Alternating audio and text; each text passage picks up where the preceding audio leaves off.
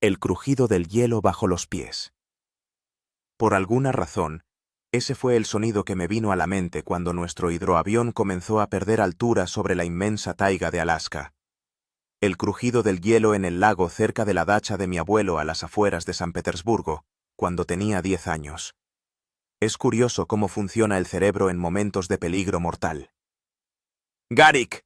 ¡Agárrate!», gritó Marat, nuestro piloto, intentando estabilizar la aeronave que se inclinaba. Llevábamos 5 horas volando. Yo, Garik Neverov, un fotógrafo de vida silvestre de 37 años, viajaba con nuestra pequeña expedición a un rincón remoto de Alaska para documentar la migración de los caribúes.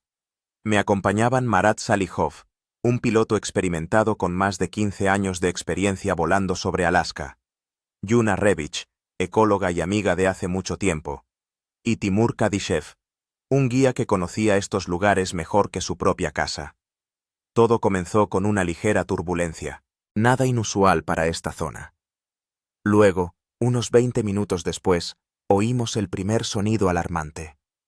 El motor emitió un chirrido extraño y el avión se estremeció como si fuera un ser vivo. «¿Qué ha sido eso?», preguntó Yuna, levantando la vista de sus notas. Su pelo pelirrojo, recogido en un moño apretado, se había deshecho por la fuerte sacudida. Sus ojos, normalmente tranquilos y seguros, ahora mostraban preocupación. «No es nada», respondió Marat, pero noté cómo sus manos se aferraban con más fuerza al volante. «Quizás un poco de hielo». Timur, sentado a mi lado, frunció el ceño. Su rostro arrugado, acostumbrado al duro viento del norte, expresaba duda. «Hace demasiado calor para que haya hielo», murmuró, lo suficientemente bajo para que Marat no lo oyera. La temperatura exterior era de unos 5 grados por encima de cero, inusualmente cálida para esta época del año. Miré por la ventanilla. Debajo de nosotros se extendía la inmensa taiga, interrumpida ocasionalmente por lagos brillantes. Volábamos a una altitud de unos 900 metros, y el mundo de abajo parecía de juguete. Tomé algunas fotos, por costumbre. Entonces, aún no sabía que esas fotografías serían las últimas tomadas desde el aire. El segundo golpe fue más fuerte que el primero. El avión se inclinó bruscamente hacia la derecha, y mi cámara se me escapó de las manos, golpeando la pared opuesta de la cabina. «¿Qué está pasando?». La voz de Yuna sonaba tensa, pero controlada. Como científica, intentaba analizar la situación. «Tenemos problemas con el motor», admitió finalmente Marat. «Tendremos que hacer un aterrizaje forzoso». «¿Dónde?», pregunté, mirando febrilmente el terreno debajo de nosotros. «Veo un lago». Marat señaló hacia adelante. «Intentaremos amerizar». Nuestro DHC-2. Beaver era un hidroavión, capaz de aterrizar en la superficie del agua.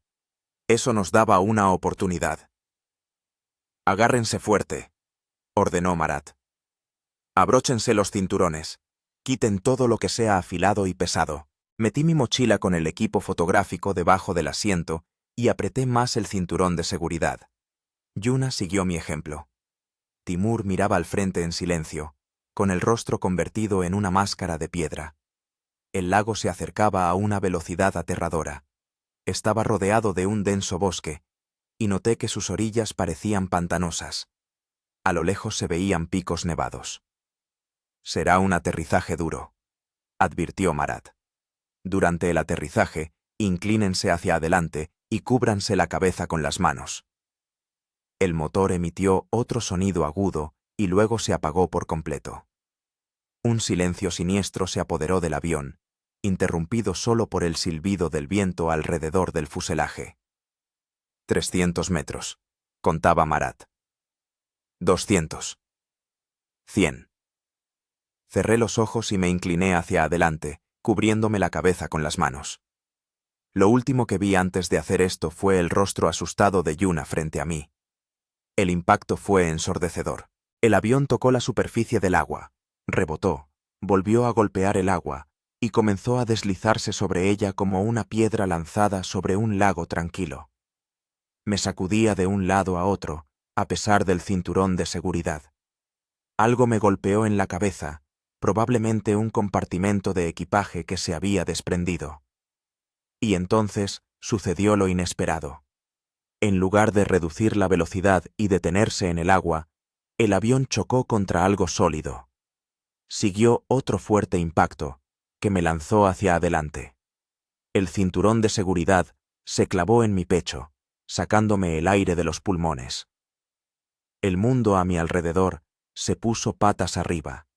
Sentí que el avión se inclinaba hacia un lado y luego se volcaba por completo. El agua entró a raudales por las ventanas rotas. Fría, abrasadora. Lo último que recuerdo antes de perder el conocimiento es el grito de Yuna y una imagen extraña, casi surrealista. Mi cámara flota a mi lado en el agua, como una criatura submarina. Y luego, la oscuridad. El dolor me devolvió a la vida. Un dolor punzante e insistente en el costado izquierdo y en la cabeza. Abrí los ojos y vi el cielo gris sobre mí. Lloviznaba y las gotas caían sobre mi cara, mezclándose con la sangre que, como descubrí, brotaba de una herida en mi frente. Intenté sentarme e inmediatamente gemí de dolor. Cada respiración resonaba con un dolor agudo en las costillas, posiblemente una fisura o una fractura. Mi ropa estaba mojada y fría, pegada a mi cuerpo. Un escalofrío me calaba hasta los huesos. Yuna, Marat, Timur, llamé, pero mi voz sonó ronca y débil. Con gran dificultad, logré sentarme y miré a mi alrededor. Me encontré varado en una orilla rocosa del lago, a unos 20 metros del agua. Parte de los restos del avión sobresalía en la superficie. La cola asomaba del agua a unos 50 metros de la orilla. El resto, aparentemente, se había hundido. ¿Hay alguien?, grité con todas mis fuerzas, sobreponiéndome al dolor. ¡Garik!, llegó una débil voz desde mi derecha. Girando la cabeza, vi a Yuna. Estaba sentada, apoyada contra un gran peñasco, a unos 15 metros de mí. Su rostro era pálido, y en la sien tenía una herida sangrante. Su brazo derecho colgaba inerte. Intenté levantarme, pero las piernas me flaquearon y caí de rodillas. Respirando hondo, lo intenté de nuevo, esta vez más despacio. Logré ponerme en pie y, tambaleándome, llegué hasta Yuna. ¿Cómo estás?, pregunté, sentándome a su lado. El brazo. Creo que está roto, respondió entre dientes apretados. ¿Y tú? Me duelen las costillas. Quizá tenga una fisura. ¿Dónde están los demás? Yuna negó con la cabeza. No lo sé. Desperté aquí hace unos minutos. Te vi, pero no podía gritar. Examiné su brazo. El antebrazo estaba doblado de forma antinatural. Era definitivamente una fractura. Necesitamos ponerle una férula, dije. Y encontrar a los demás. Primero encontremos a los demás, insistió Yuna. Aguantaré. Con dificultad, nos pusimos en pie y comenzamos a explorar la orilla. La lluvia se intensificó, pasando de una llovizna a un auténtico aguacero. La visibilidad empeoraba a cada minuto. ¡Marat! ¡Timur!, gritábamos, caminando a lo largo de la orilla del agua. No hubo respuesta. Solo el ruido de la lluvia y el grito lejano de algún pájaro. ¡Mira!, exclamó de repente Yuna, señalando con su mano sana hacia la maleza de sauces junto al agua. Allí, medio oculto entre los arbustos, yacía un hombre. Nos apresuramos hacia allí y encontramos a Timur. Estaba inconsciente, pero respiraba. Tenía múltiples cortes en la cara y la pierna izquierda estaba doblada en un ángulo imposible. Timur, ¿me oyes?, le di unas palmaditas suaves en la mejilla. Gimió, pero no recobró la consciencia. Hay que llevarlo a un lugar más seco, dijo Yuna. Y seguir buscando a Marat. Asentí, buscando un refugio con la mirada.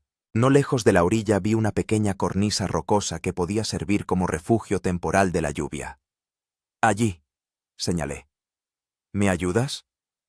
Juntos, sobreponiéndonos al dolor, arrastramos a Timur bajo el saliente de la roca. No fue fácil. Yuna solo podía usar un brazo, y cada movimiento resonaba con un dolor agudo en mis costillas. Pero la adrenalina y la necesidad de actuar nos daban fuerzas.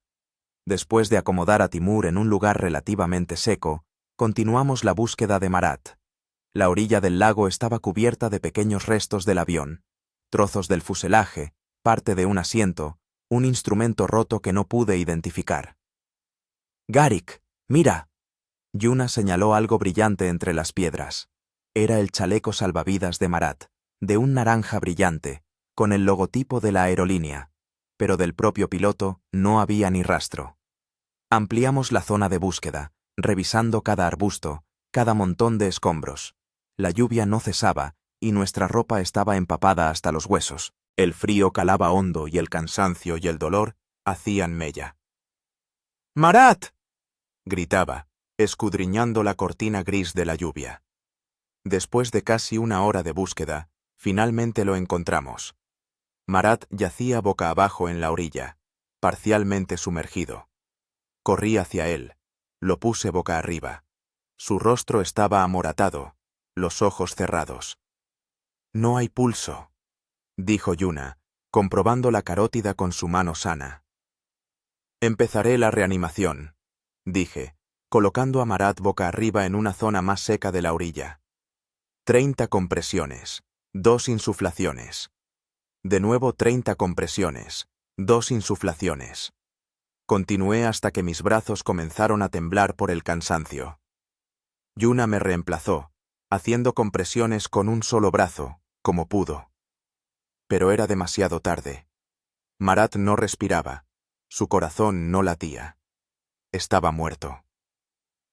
«No podemos hacer nada», dijo finalmente Yuna, dejando caer los brazos.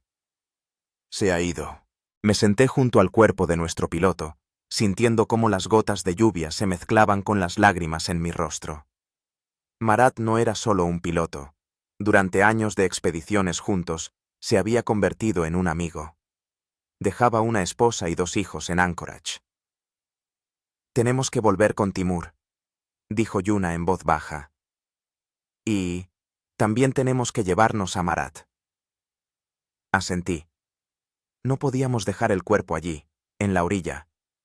No era correcto y, además, podría atraer a los depredadores. Con gran dificultad, trasladamos el cuerpo de Marat bajo la misma cornisa rocosa donde habíamos dejado a Timur. Nuestro guía seguía inconsciente, pero su respiración se había vuelto más regular. «Tenemos que hacer una fogata», dije, examinando nuestro refugio temporal. «De lo contrario, nos congelaremos todos». «Buscaré ramas secas bajo los árboles», propuso Yuna. «Allí, más lejos del agua, puede haber algo aprovechable». «No, tú quédate con Timur. Iré yo». Sobreponiéndome al dolor en las costillas, me dirigí al bosque cercano. Bajo los espesos abetos encontré ramas y agujas de pino relativamente secas. Recogí todo lo que pude cargar y regresé a nuestro refugio. Hacer fuego resultó ser una tarea difícil. Todo estaba húmedo, incluido el contenido de mis bolsillos. Afortunadamente, Yuna tenía una caja de cerillas hermética en el bolsillo del pecho de su chaqueta, con algunas cerillas secas. Después de varios intentos fallidos, conseguimos encender una pequeña hoguera. La llama era débil, pero nos proporcionaba un poco de calor y, lo que era más importante, esperanza. Timur recuperó la conciencia cuando ya empezaba a anochecer. Abrió los ojos y durante un rato nos miró con una expresión de desconcierto. «¿Qué ha pasado?», murmuró. «El avión se ha estrellado», respondió Yuna, sosteniéndole la cabeza. «Estamos a la orilla de un lago». «¿Y Marat?». Yuna y yo intercambiamos una mirada. Entonces, dije en voz baja. Marat no sobrevivió. Timur cerró los ojos y murmuró algo en su lengua materna, quizás una oración. Luego intentó incorporarse, pero soltó un grito de dolor. No te muevas, le dije. Tienes una pierna rota. Tenemos que entablillártela. Sí, y a ti también. Timur señaló mi costado. Tus costillas. Primero vosotros dos, repliqué. Yuna también tiene un brazo roto. Utilizando restos del avión y los cinturones de nuestras chaquetas, improvisamos unas férulas rudimentarias para la pierna de Timur y el brazo de Yuna. Fue doloroso para ambos, pero necesario. ¿Y ahora qué?, preguntó Yuna cuando terminamos con los primeros auxilios. Ahora tenemos que decidir qué hacer, respondí. ¿Alguno tiene un teléfono satelital o una radiobaliza? Timur negó con la cabeza. Todo estaba en el avión, en el compartimento de equipaje. Que ahora está en el fondo del lago, concluyó Yuna sombríamente. Eso significa que nos buscarán cuando no lleguemos a nuestro destino, dije, pero podría llevar tiempo. Especialmente si nos desviamos de la ruta debido a un fallo, añadió Timur. Podrían estar buscándonos en el sitio equivocado. Eché un vistazo a nuestro alrededor. La noche caía rápidamente y la temperatura descendía. La lluvia finalmente había cesado, pero el cielo permanecía cubierto de nubes. Hoy no vamos a ninguna parte, decidí. Tenemos que conservar las fuerzas, mantener el fuego y esperar a que amanezca. Entonces decidiremos qué hacer. Yuna y Timur asintieron. Nos acomodamos alrededor de la hoguera, intentando calentarnos. Cubrimos el cuerpo de Marat con un chaleco salvavidas, lo único que teníamos. Miraba las llamas, tratando de asimilar lo que había ocurrido. Esa misma mañana, estábamos en Anchorage, preparándonos para una emocionante expedición. Y ahora estábamos aquí.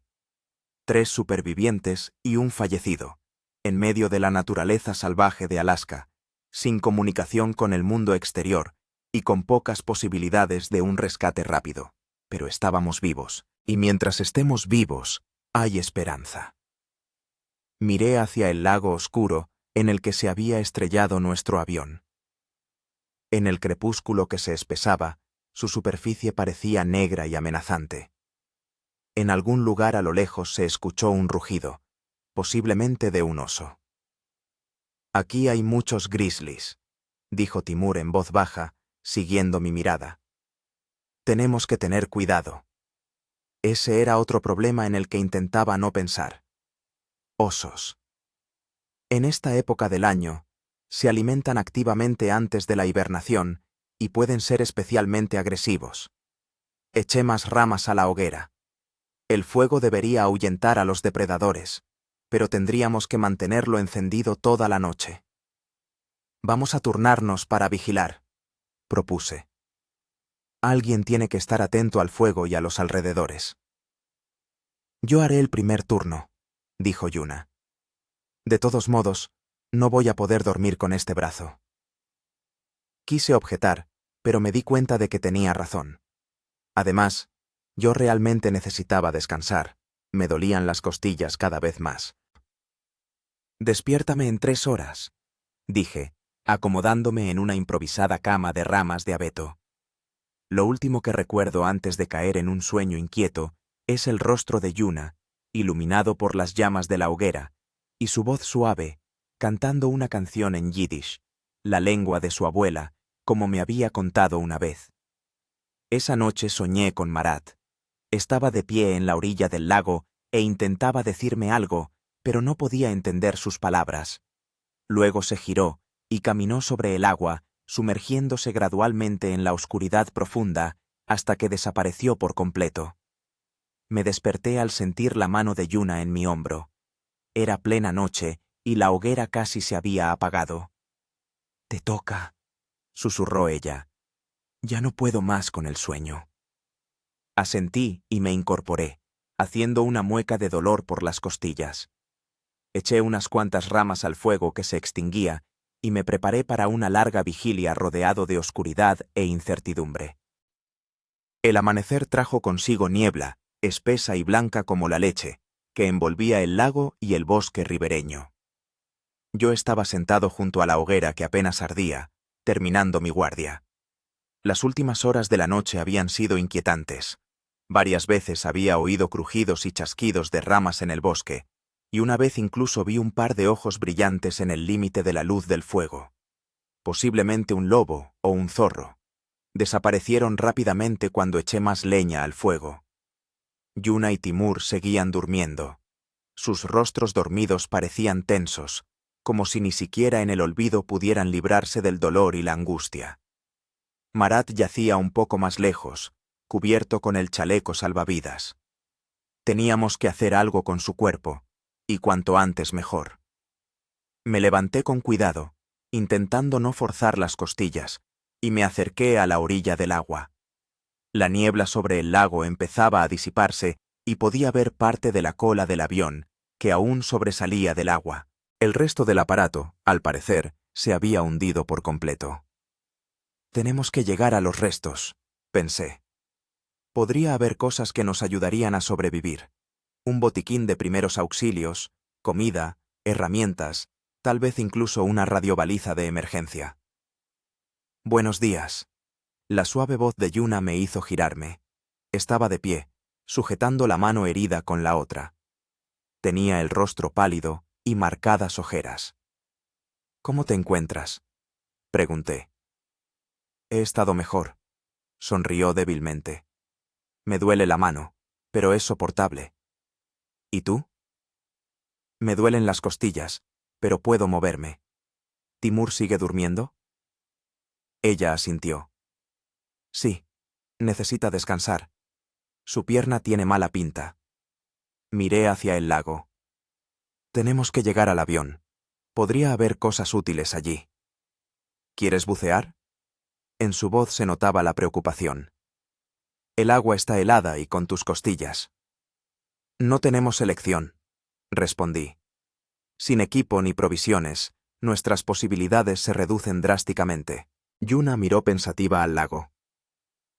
Quizás podríamos construir algo parecido a una balsa, o usar parte de los restos que ya están en la orilla. Era una buena idea. Inspeccioné la orilla y vi varias partes grandes del fuselaje que podrían servir de base para una balsa improvisada. Vamos a intentarlo, accedí. En cuanto Timur se despierte, nos pondremos manos a la obra. Timur se despertó media hora después, sobresaltado por el dolor en la pierna rota. Su rostro se contrajo cuando intentó sentarse. ¿Cómo estáis, amigos?, preguntó, intentando disimular su propio sufrimiento. Aguantando, respondí. Tenemos un plan de acción. Le conté nuestra idea de la balsa. Timur asintió. Es un buen plan, pero necesitaréis algo para atar las piezas. ¿Quizás los cinturones de la chaqueta?, propuso Yuna. Y quizás lianas o ramas flexibles, añadí yo. Las he visto en el bosque. Dividimos las tareas. Yo fui al bosque a buscar materiales para atar. Yuna se quedó con Timur para recoger los restos adecuados cerca de nuestro campamento. En el bosque hacía humedad y frío. La niebla matutina aún no se había disipado por completo, dando al entorno un aspecto fantasmal. Encontré varios sauces largos y flexibles y empecé a cortarlos con un trozo de metal que había recogido en la orilla. El trabajo era lento y doloroso. Cada movimiento me producía un dolor agudo en las costillas. Pero seguí adelante, consciente de que de ello dependía nuestra supervivencia. De repente, oí un crujido de ramas detrás de mí.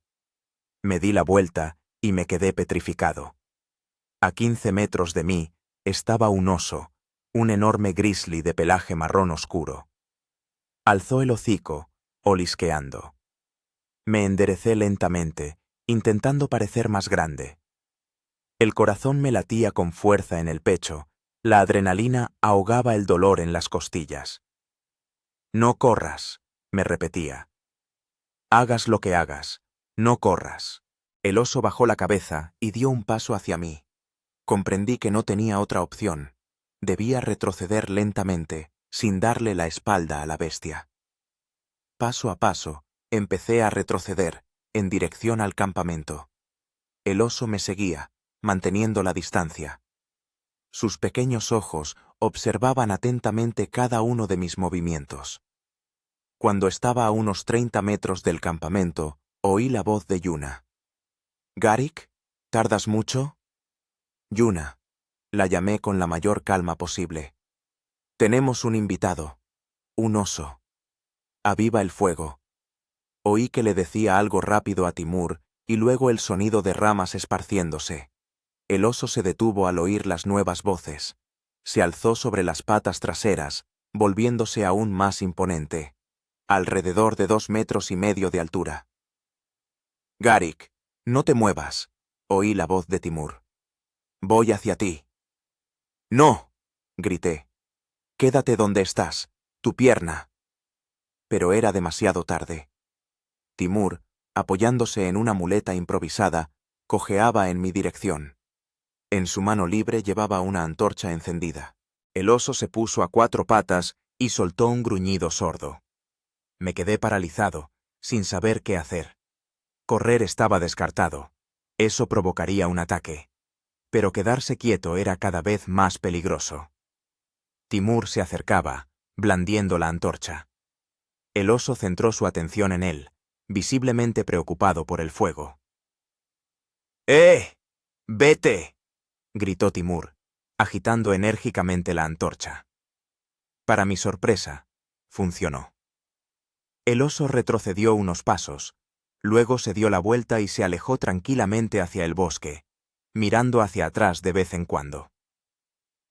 «Gracias», exhalé cuando Timur llegó hasta donde yo estaba. «Pero no deberías haberte arriesgado con tu pierna». «Mejor una pierna rota que un encuentro con un oso mano a mano», sonrió. «Volvamos al campamento, aquí no es seguro». Regresamos con Yuna, que mantenía un fuego fuerte. Su rostro reflejaba alivio al vernos a ambos sanos y salvos. «¿Era un grizzly?», preguntó. «Sí, y bastante grande», respondí, dejando en el suelo los sauces que había recogido. «Tenemos que tener más cuidado. Y mantener el fuego encendido. Y solucionar lo antes posible el asunto del cuerpo de Marat», añadió Timur en voz baja. «El olor atraerá a los depredadores». Tenía razón, y todos lo sabíamos. Pero, ¿cómo enterrar un cuerpo sin herramientas en una orilla pedregosa? ¿Quizás podríamos construir algo parecido a una pirámide funeraria con piedras?, propuso Yuna. «Eso protegerá el cuerpo de los animales». Estuvimos de acuerdo en que era la mejor opción en nuestras circunstancias. Pero primero había que ocuparse de la balsa e intentar llegar al avión. Dedicamos las siguientes horas a construir una balsa rudimentaria con restos del avión y ramas. Fue un trabajo agotador, sobre todo con nuestras heridas, pero a media tarde teníamos algo que podía mantenerse a flote. «¿Quién va a ir?», preguntó Yuna cuando terminamos. «Yo», respondí. «Tú no puedes remar con la mano herida, y Timur no podrá volver a subirse a la balsa con la pierna así». «Es peligroso, Garik», dijo Yuna. «El agua está helada, ¿y tus costillas?» «No tenemos elección», repetí. «Tendré cuidado». Lanzamos la balsa al agua. Se mantenía a flote, aunque no era muy estable. Cogí una rama larga que serviría de remo y me subí con cuidado. «Ten cuidado», dijo Yuna, mirándome desde la orilla. «Y vuelve pronto». Asentí y empecé a remar hacia la cola del avión, que se veía a lo lejos. El agua estaba realmente helada. Lo sentía incluso a través de los zapatos, que ya estaban empapados. Al llegar a los restos, descubrí que la mayor parte del avión estaba bajo el agua. La cola y una parte del fuselaje sobresalían, pero la cabina y el compartimento de equipaje estaban completamente sumergidos. Até la balsa a una parte que sobresalía y pasé con cuidado a los restos. Estaban resbaladizos e inestables. Un paso en falso y me encontraría en el agua helada. Tras inspeccionar la parte visible, encontré algunos objetos útiles. Un chaleco salvavidas, un trozo de lona que probablemente formaba parte de una funda de equipaje y, lo más valioso, un pequeño contenedor impermeable con un kit de emergencia. Al abrir el contenedor, encontré una brújula, una navaja pequeña, cerillas impermeables, un espejo de señales, varias barras energéticas y un pequeño botiquín. Esto ya es algo, pensé, colocando los hallazgos en la balsa. Pero el equipaje principal y el equipo seguían siendo inaccesibles. Para llegar a ellos, tenía que sumergirme. Miré el agua oscura. La temperatura era de unos 5 grados y la inmersión podía provocar una hipotermia rápida. Por otro lado, en el compartimento de equipaje podría haber cosas que aumentaran significativamente nuestras posibilidades de supervivencia. Después de un momento de vacilación, decidí arriesgarme. Me quité la chaqueta y los zapatos, dejándolos en la balsa. Respiré hondo y me sumergí en el agua helada. El frío fue impactante. Era como si miles de agujas se clavaran en mi cuerpo. Las costillas respondieron con un dolor agudo, pero me obligué a nadar hacia abajo, hacia la parte hundida del avión. La visibilidad bajo el agua era escasa, no más de 1 metro. Palpé la puerta del compartimento de equipaje e intenté abrirla. No cedía. Mis pulmones empezaban a arder por la falta de oxígeno. Salí a la superficie, respiré hondo varias veces y volví a sumergirme. Esta vez conseguí abrir la puerta parcialmente. Dentro vi nuestras mochilas, pegadas al techo del compartimento por una bolsa de aire. Agarré la más cercana, que era mi mochila con el equipo fotográfico, y la tiré hacia la salida. Se atascó. Tiré con más fuerza, ignorando el dolor en las costillas, y la mochila finalmente se liberó. Con mi botín, subí a la superficie. El aire me quemó los pulmones cuando respiré con avidez. El frío ya penetraba profundamente en mi cuerpo, provocando un temblor incontrolable. Puse la mochila en la balsa e hice varias inmersiones más, recuperando cada vez algo útil. La mochila de Yuna con su equipo científico y sus objetos personales, la bolsa con provisiones que habíamos llevado para el viaje y, por último, un pequeño maletín impermeable con una baliza de emergencia. Para cuando terminé, mi cuerpo estaba casi completamente entumecido por el frío. Con dificultad logré subir a la balsa, temblando tanto que apenas podía sujetar el remo. El camino de vuelta a la orilla se hizo eterno. Mis manos se negaban a obedecer, mis costillas palpitaban de dolor. Pero seguí remando, sabiendo que si me detenía, podría no llegar a la orilla. Yuna y Timur me esperaban, con una gran hoguera encendida. Cuando por fin llegué a la orilla, me ayudaron a bajar de la balsa y a trasladar los objetos recuperados. «Estás completamente azul», dijo Yuna, ayudándome a quitarme la ropa mojada. «Tenemos que calentarte urgentemente». Me tumbaron junto al fuego, cubriéndome con una manta térmica del botiquín y ramas secas para mayor aislamiento. El calor volvió lentamente a mi cuerpo, y con él, la sensibilidad y el dolor. «Encontraste la baliza», dijo Timur, examinando el botín. «Eso es bueno. Ahora podrán encontrarnos». Abrió el maletín y sacó un dispositivo compacto con una antena. «Espero que funcione», dije con los dientes castañeteando. Timur encendió la baliza. Un pequeño LED se iluminó en verde, indicando que el dispositivo funcionaba. «Funciona», dijo con alivio. «Ahora solo tenemos que esperar».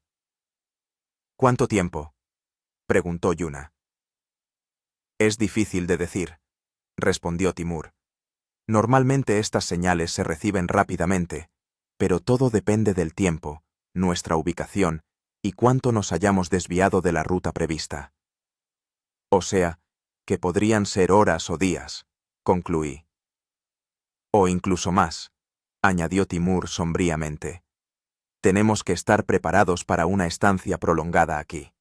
Empezamos a revisar las cosas encontradas. En la mochila de Yuna había ropa de repuesto, que me ofreció para reemplazar la mía mojada. En la bolsa de provisiones había varias barritas energéticas, paquetes de frutos secos y nueces, algunas latas de conserva y botellas de agua. Esto nos dará para unos días, si racionamos bien, dijo Yuna, colocando la comida. En mi mochila, además del equipo fotográfico, llevaba una navaja multiusos, baterías de repuesto, un mapa de la zona, aunque sin saber nuestra ubicación exacta, no era de mucha utilidad, y unos pequeños prismáticos.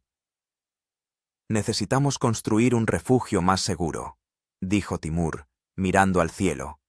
El tiempo puede empeorar. Tenía razón. Aunque en ese momento estaba relativamente despejado, las nubes en el horizonte parecían amenazantes. Y tenemos que encargarnos de Marat, añadió Yuna en voz baja. Todos miramos el cuerpo de nuestro amigo, que yacía un poco apartado. Era una conversación desagradable, pero necesaria. He visto un lugar apropiado para el entierro, dijo Timur. Allí, detrás de esas rocas, hay una pequeña elevación. La tierra allí es más blanda, y podríamos cavar una tumba con restos del avión. Estuvimos de acuerdo en que era la mejor opción. Aunque la idea de enterrar a Marat en aquel paraje salvaje era angustiosa, no teníamos otra alternativa. Pasamos las siguientes horas trabajando duro. Timur, a pesar de la fractura en la pierna, dirigió la construcción de un refugio improvisado con una lona y ramas. Yuna y yo, sobreponiéndonos al dolor, cavamos la tumba para Marat. Era una tarea agotadora. La tierra, aunque más blanda que en la orilla, seguía siendo dura y pedregosa. Usamos trozos de metal como palas rudimentarias, pero el trabajo avanzaba lentamente. Al anochecer terminamos. La tumba no era profunda, apenas 80 centímetros, pero era lo mejor que podíamos hacer con nuestras limitadas herramientas y heridas. Trasladamos el cuerpo de Marat a la tumba. Fue duro, tanto física como emocionalmente. Yuna lloraba sin disimulo. Timur murmuraba oraciones en su idioma. Yo sentía una extraña insensibilidad, como si todo lo que estaba sucediendo fuera una especie de sueño surrealista. Cuando bajamos el cuerpo a la tumba, Yuna pronunció un breve discurso. Marat no era solo un piloto. Era un amigo que siempre se preocupó más por la seguridad de los demás que por la suya propia. Amaba el cielo y Alaska, y amaba a su familia, Aigul, Damira y la pequeña Alsu. Prometemos que haremos todo lo posible para regresar y contarles lo valiente que fuiste hasta el final. Cubrimos la tumba con tierra y piedras, creando un pequeño montículo. En la cima, Timur colocó una cruz hecha con 2 ramas atadas con una correa de reloj. Al regresar al campamento, descubrimos que nuestro refugio estaba casi terminado. Timur, a pesar del dolor, había hecho un trabajo impresionante, creando una estructura que debía protegernos de la lluvia y el viento. Tenemos que organizar turnos de guardia, dijo, cuando nos acomodamos dentro. El fuego debe arder toda la noche para ahuyentar a los osos. Distribuimos los turnos. Yo tomé el primero, luego Yuna, y luego Timur. 4 horas cada uno. La noche cayó sobre el lago, trayendo consigo frío y silencio, interrumpidos solo por el crepitar del fuego y los sonidos ocasionales de animales nocturnos en el bosque. Me senté junto al fuego, reflexionando sobre nuestra situación. Teníamos una baliza que, con suerte, estaba transmitiendo una señal a los equipos de rescate. Teníamos algunas provisiones y un refugio, pero también estábamos heridos, rodeados de naturaleza salvaje y depredadores potencialmente peligrosos. Nuestras posibilidades de supervivencia eran inciertas, pero estábamos vivos, y mientras respirásemos, había esperanza. Miré hacia el lago oscuro, donde en el fondo yacía nuestro avión. Luego levanté la vista hacia el cielo, salpicado de estrellas.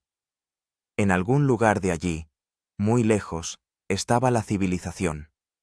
Gente que tal vez ya nos estaba buscando. Encontradnos, pensé. Por favor, encontradnos. El tercer día después del accidente comenzó con un descubrimiento inquietante.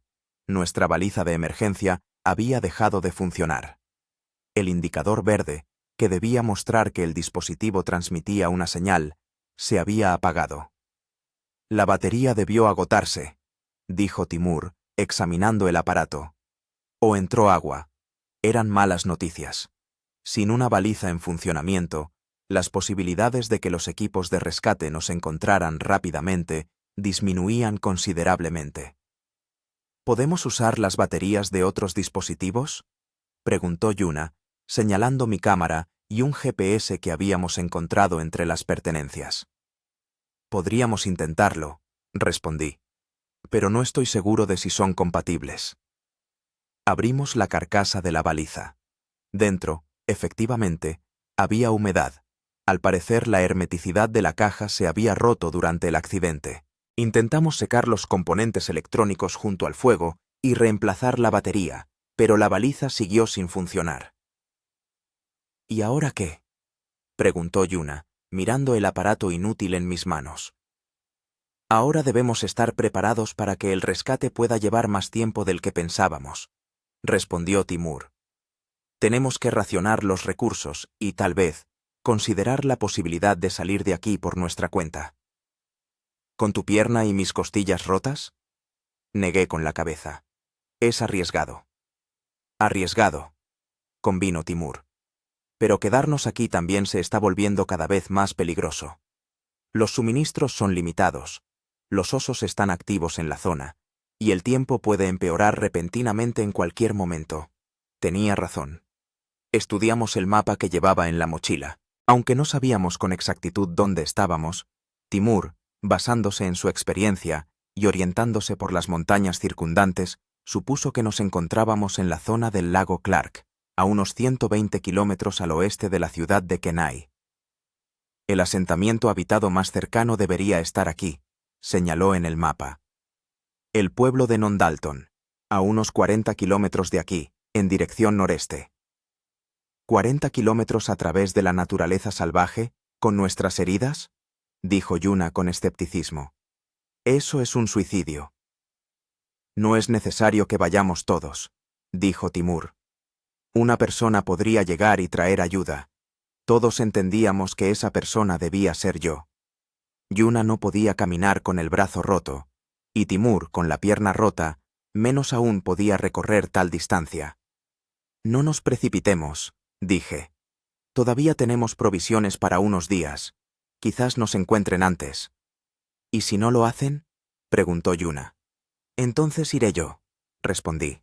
Pero no ahora. Necesito recuperarme un poco. Decidimos esperar 2 días más. Durante ese tiempo, planeamos fortalecer el campamento, reponer las provisiones de comida y prepararnos para una posible estancia prolongada para los que se quedaran. Lo primero que hicimos fue fortalecer nuestro refugio. Utilizando la lona, ramas y restos del avión, creamos una estructura más robusta que pudiera protegernos de la lluvia y el viento.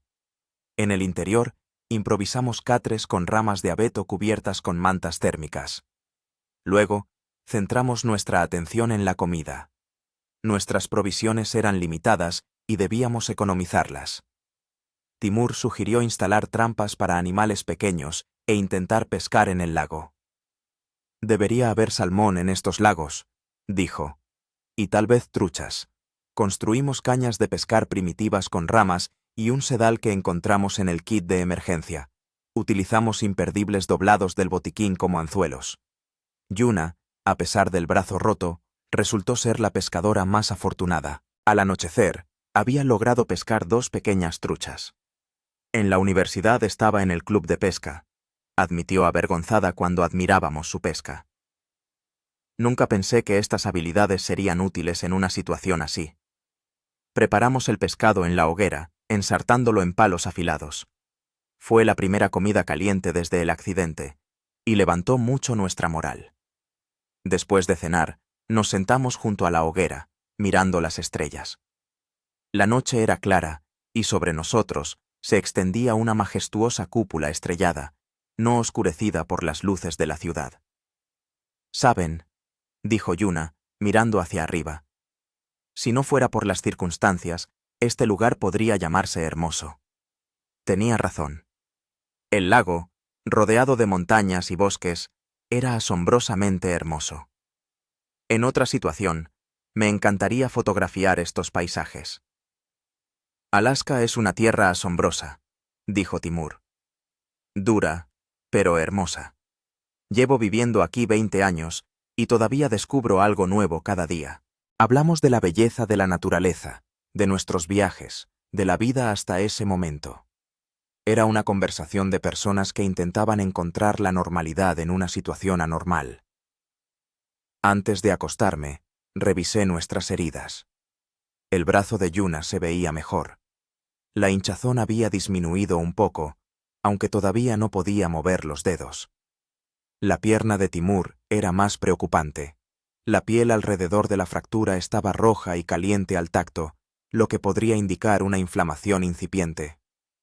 Necesitamos antibióticos, dije, examinándole la pierna. En el botiquín solo hay analgésicos básicos y antisépticos. Estoy bien, dijo Timur con terquedad. He tenido cosas peores, pero vi el dolor en sus ojos y comprendí que la situación era más grave de lo que intentaba demostrar. Mis propias costillas todavía me dolían, especialmente al respirar profundamente o hacer movimientos bruscos, pero podía moverme y trabajar, que era lo principal. La noche transcurrió relativamente tranquila. Nos turnamos para hacer guardia junto a la hoguera, manteniendo el fuego encendido. Oí el rugido de un oso en algún lugar a lo lejos, pero nadie se acercó a nuestro campamento. La mañana del cuarto día trajo consigo un cambio de tiempo. El cielo se cubrió de pesadas nubes grises, y pronto empezó a llover, primero ligeramente, pero luego aumentando gradualmente. Nos refugiamos en nuestro escondite, agradecidos de haber tenido tiempo de fortalecerlo el día anterior. La lluvia golpeaba la lona, creando un ruido monótono que en otra situación podría haber parecido relajante. Si esto dura mucho, nos costará mantener el fuego encendido, dijo Timur, mirando la hoguera, que habíamos trasladado bajo un pequeño cobertizo junto al refugio principal. Y será más difícil pescar, añadió Yuna. Decidimos aprovechar el tiempo de inactividad forzosa para prepararnos para una posible caminata. Desplegué el mapa, y Timur y yo estudiamos cuidadosamente las posibles rutas. Si seguimos este río, Timur señaló una línea serpenteante en el mapa. Podríamos llegar a la carretera que conduce a Nondalton. Es el camino más corto, pero el terreno es pantanoso. ¿Hay alguna alternativa? Se puede ir por las montañas, señaló otra ruta. Allí es más seco, pero el terreno es más difícil y la distancia es mayor. Discutimos ambas opciones y decidimos que la ruta fluvial era preferible, a pesar de los pantanos. Al menos ahí no me perderé. Bastará conseguir el curso del río. La lluvia continuó todo el día y toda la noche.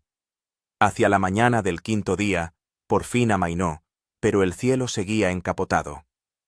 Al salir del refugio, descubrimos que el nivel del agua del lago había subido y nuestro campamento estaba ahora mucho más cerca de la orilla. Si vuelve a llover, tendremos que trasladar el campamento más arriba, dijo Timur, evaluando la situación. Decidimos no esperar y empezar el traslado de inmediato. Elegimos un nuevo emplazamiento para el campamento en una pequeña elevación, a unos 50 metros del anterior. Estaba más alejado del agua, y por lo tanto, era más seguro en caso de que el nivel del lago siguiera subiendo. Trasladar el campamento nos llevó la mayor parte del día. Fue un trabajo duro, especialmente para Timur, que solo podía moverse con la ayuda de una muleta improvisada. Pero al caer la tarde habíamos terminado el traslado e incluso mejorado la construcción de nuestro refugio, aprovechando la experiencia de los días anteriores.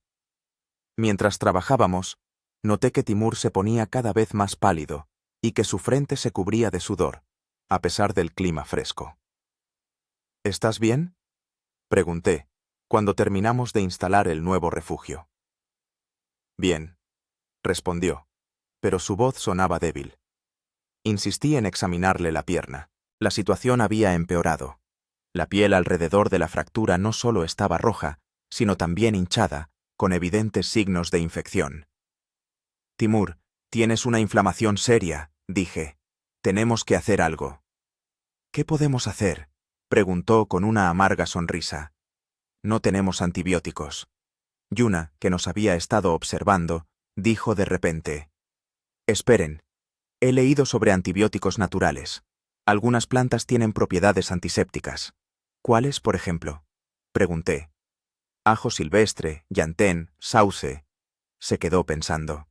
No estoy segura de que todo eso crezca aquí, pero vale la pena buscar. Yuna y yo partimos en busca de plantas medicinales, dejando a Timur descansando en el campamento. Ella me describió el aspecto de las plantas que podrían ayudar, y nos separamos para cubrir una mayor área. Exploré la orilla del lago y el bosque adyacente, examinando cuidadosamente la vegetación. Después de un tiempo, encontré un matorral de sauces, un árbol cuya corteza, según Yuna, contiene salicina, un análogo natural de la aspirina con propiedades antiinflamatorias. Después de cortar algunas ramas de sauce joven, regresé al campamento. Yuna tampoco había vuelto con las manos vacías. Había encontrado cebolla silvestre, que podría servir como un antiséptico suave. Preparamos una decocción de corteza de sauce y una cataplasma de cebolla picada. Timur se mostró escéptico ante nuestros remedios improvisados, pero accedió a probarlos. De todos modos, no teníamos otra opción. Después de tratarle la pierna y beber la decocción, se sintió un poco mejor. La temperatura pareció bajar un poco, y el dolor disminuyó. Quizá funcione, dijo con sorpresa. Gracias. Pero todos entendíamos que era una solución temporal. Sin antibióticos de verdad, la infección probablemente seguiría avanzando. Por la noche tomé una decisión. Mañana me voy a Nondelton. Cuanto antes consiga ayuda, mejor para todos nosotros, especialmente para Timur. Yuna y Timur no se opusieron. Entendían que era nuestra mejor baza. Pasamos el resto de la noche preparándonos para mi partida. Preparé una pequeña mochila con lo estrictamente necesario: brújula, navaja, cerillas, algo de comida, una botella de agua, botiquín, mapa. Timur me explicó detalladamente la ruta, señalando los lugares potencialmente peligrosos y los puntos de referencia a los que debía prestar atención. Sigue el río, repetía. Te llevará a la carretera, y la carretera, a la gente. Yuna estuvo callada toda la noche. Cuando nos acostamos, dijo en voz baja. Ten cuidado, Garik. Por favor, ten mucho cuidado. Volveré con ayuda, prometí. Solo aguanten. La mañana del sexto día fue fría y neblinosa. Me desperté antes del amanecer, sintiendo una mezcla de determinación y miedo. El camino que tenía por delante era peligroso, pero necesario. Yuna me preparó una decocción de hierbas que había encontrado, algo así como una bebida energética. Timur volvió a repasar las instrucciones sobre la ruta. Si todo va bien, llegaré a Nondelton en 2 o 3 días, dije, poniéndome la mochila. Esperen a los rescatistas entre 3 y 4 días después de mi partida. Mantendremos una hoguera de señales de humo todos los días, dijo Yuna, para que puedas encontrarnos. Les abracé a ambos, tratando de no mostrar mi preocupación. Luego, con la brújula en la mano y el mapa en el bolsillo, me puse en camino. Las primeras horas fueron relativamente fáciles. Caminé por la orilla del lago, manteniendo el rumbo hacia el noreste, donde, según el mapa, el lago se convertía en río. La niebla se disipó gradualmente, revelando las majestuosas vistas de las montañas y el bosque. Hacia el mediodía, llegué al lugar donde el lago se estrechaba y se transformaba en río. El agua fluía rápidamente, con un ligero ruido al rodar sobre las piedras. Seguí la orilla, tratando de mantenerme a poca distancia del agua, donde la vegetación no era tan densa. En algunos tramos, me veía obligado a abrirme paso entre la maleza o a rodear zonas pantanosas. Las costillas aún me dolían, sobre todo al hacer movimientos bruscos o respirar hondo, pero en general me sentía lo suficientemente bien como para seguir adelante. Hacia el anochecer, Había recorrido, según mis cálculos, unos 15 kilómetros. No estaba mal para el primer día, teniendo en cuenta las circunstancias. Encontré un pequeño claro cerca del río y decidí pasar la noche allí. Lo primero que hice fue construir un refugio sencillo con ramas y mi chaqueta. Luego encendí una pequeña fogata usando ramas secas y corteza. El fuego daba calor y me protegía de posibles depredadores. Después de cenar una barrita energética y beber agua del río, previamente purificada con pastillas del botiquín, me dispuse a dormir. El cansancio no tardó en hacer mella y me sumí en un sueño inquieto. Me despertó el ruido de la lluvia. Las gotas tamborileaban sobre el techo improvisado de mi refugio y algunas se filtraban al interior. Estaba oscuro, en plena noche. La fogata casi se había apagado. Solo unas pocas brasas ardían bajo una capa de ceniza. Eché al fuego unas cuantas ramas secas que, previsoramente, había recogido y escondido bajo el refugio.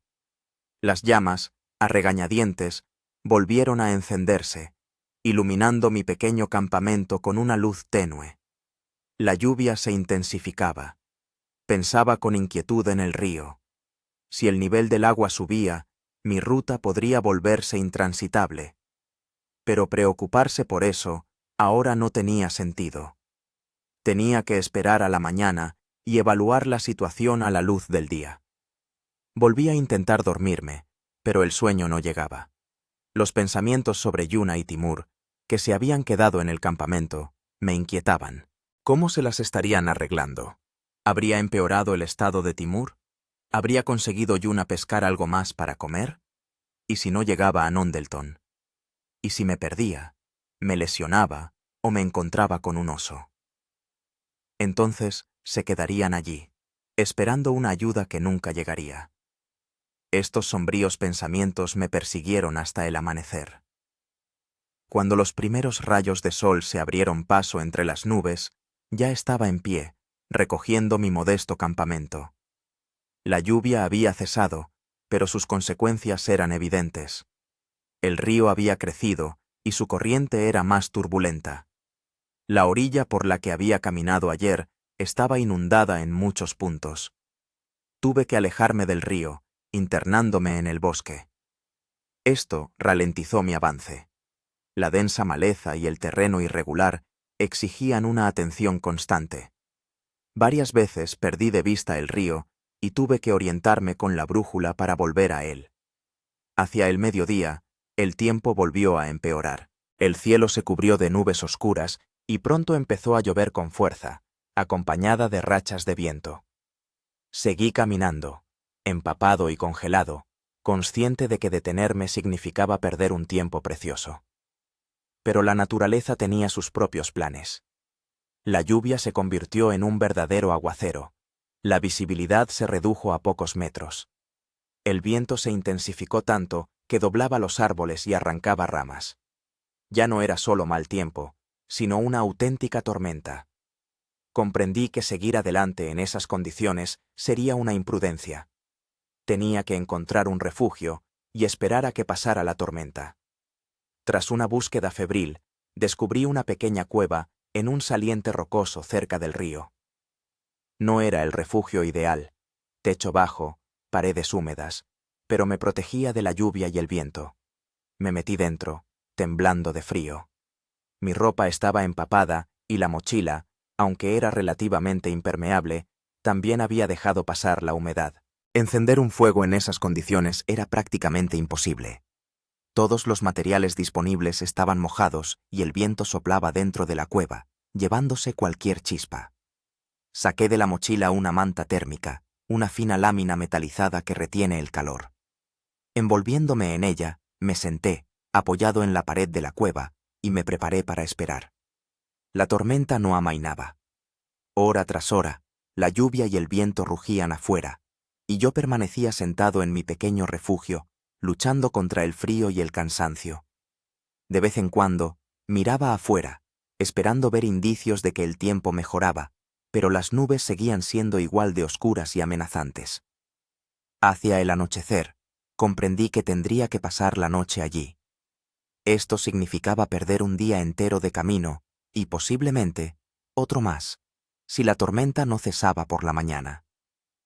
Me comí otra barrita energética, la última de mis provisiones.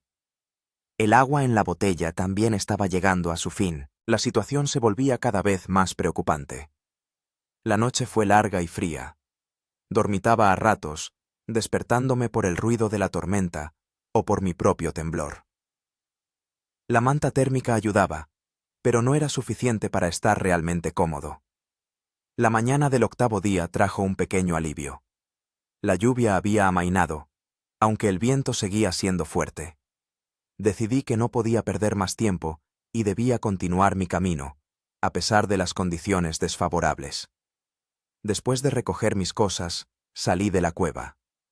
El mundo alrededor había cambiado. El río se había convertido en un torrente embravecido. Los árboles estaban derribados. La tierra se había transformado en un barro líquido.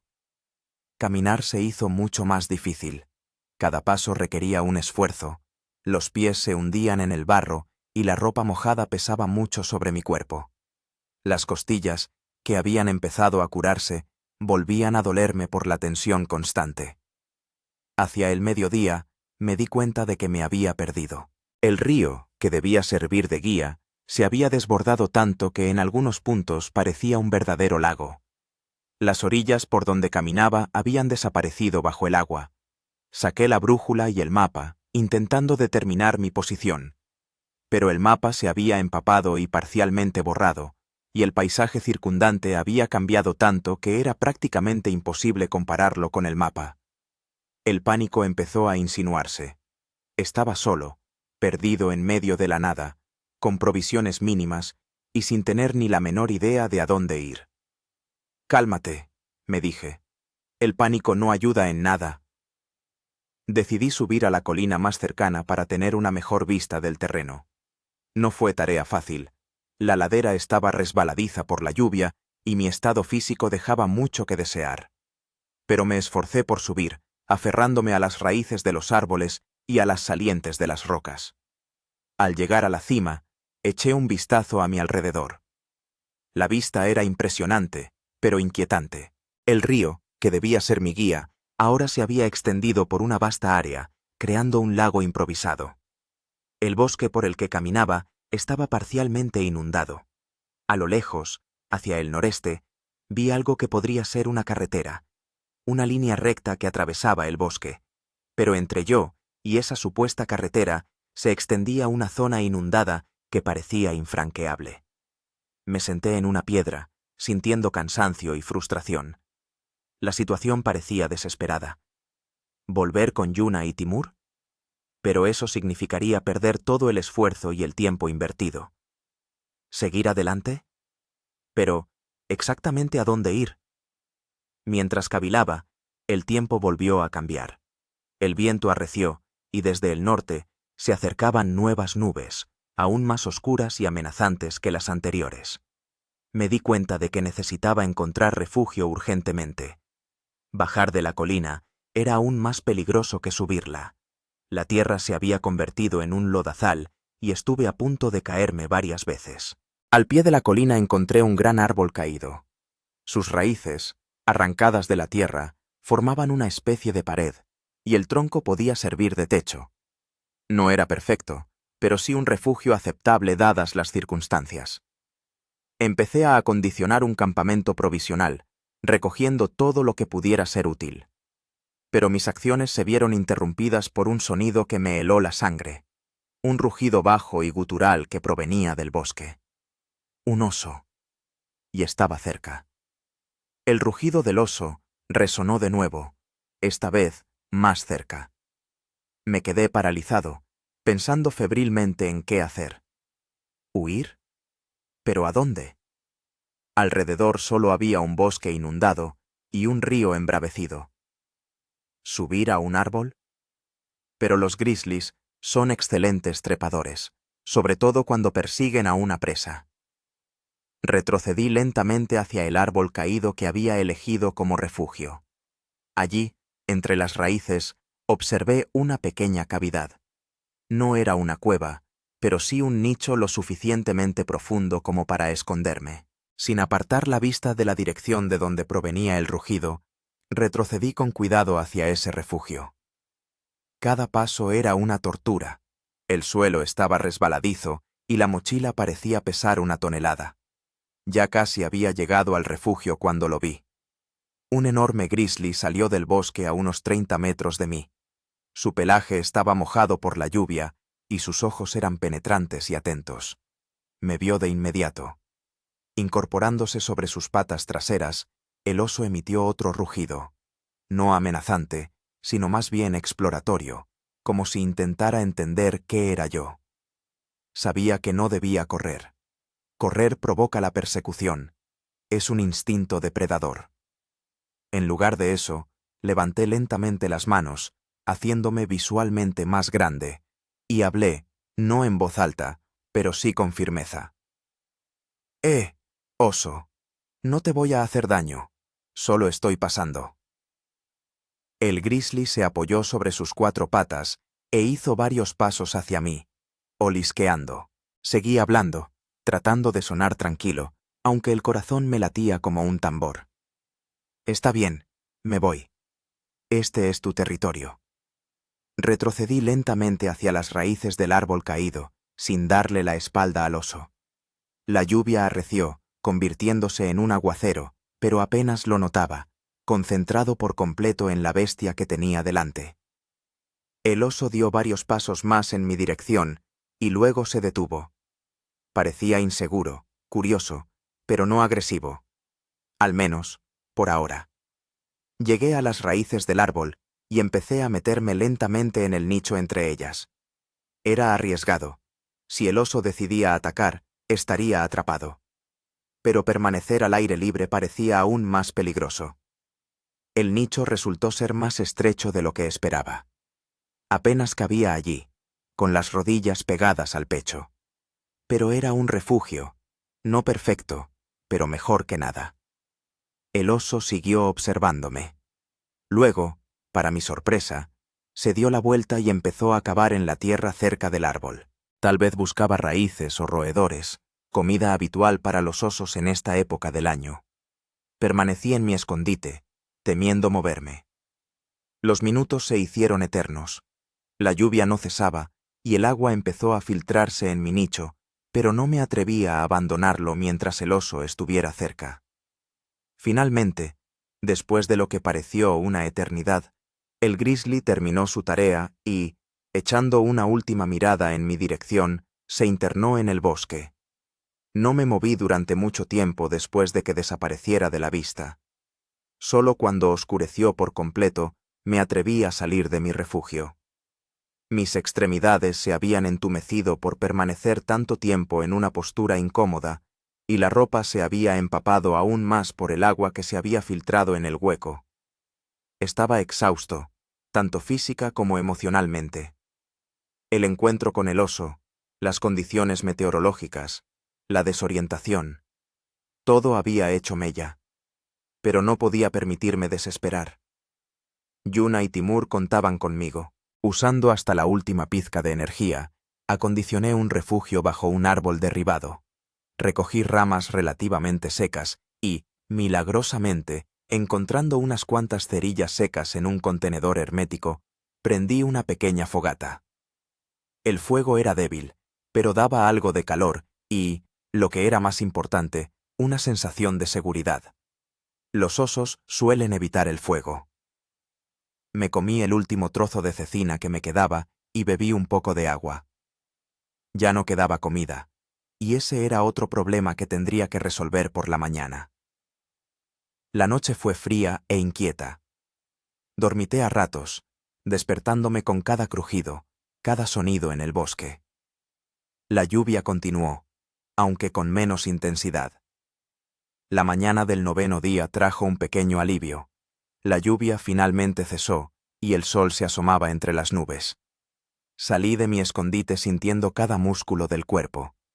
Las costillas me dolían, pero afortunadamente no más que antes. Lo primero que hice fue subir de nuevo a la colina para evaluar la situación. La vista era un poco mejor que ayer, El agua había empezado a retroceder, dejando al descubierto zonas de tierra.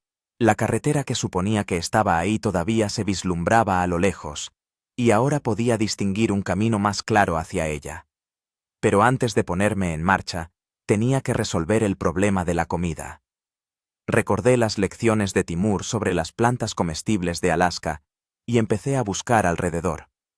Tuve suerte de encontrar algunas plantas que identifiqué con seguridad como comestibles, brotes de helecho jóvenes, que se podían comer crudos, y acedera silvestre, con un sabor ácido. No era muy nutritivo, pero era mejor que nada. Después de un desayuno improvisado, recogí mis cosas y me puse en camino. Caminar seguía siendo difícil. El suelo estaba embarrado y resbaladizo, y en muchos lugares tenía que rodear zonas inundadas. Pero estaba decidido a llegar a la carretera. Las horas se convertían en una eternidad mientras me abría paso a través del bosque castigado por la tormenta. Varias veces perdí el rumbo y tuve que volver a subir a terrenos elevados para orientarme. El sol aparecía y desaparecía tras las nubes, lo que hacía que la navegación por su posición fuera poco fiable. Hacia el mediodía, me sentía terriblemente cansado y hambriento. Lo que había encontrado por la mañana apenas había calmado el apetito, y la energía se agotaba rápidamente. Me detuve en un pequeño arroyo para llenar la cantimplora y descansar un poco. Sentado en una piedra, saqué una fotografía que siempre llevaba conmigo. Una foto de mi familia, tomada en la dacha cerca de San Petersburgo hace unos años. Mis padres, mi hermana con su marido y su pequeña hija. Todos sonríen a la cámara, sin sospechar que algún día su hijo y hermano se encontraría en una situación así. Tengo que volver con ellos, pensé, y con Yuna y Timur. Ese pensamiento me dio nuevas fuerzas. Me levanté y seguí adelante. Unas 3 horas después, el paisaje empezó a cambiar. El bosque se volvía menos denso y el terreno más llano. Y de repente, al salir a un pequeño claro, lo vi. Una línea recta que atravesaba el bosque.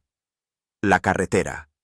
No era una carretera asfaltada, sino más bien un camino de tierra utilizado por guardas forestales o cazadores.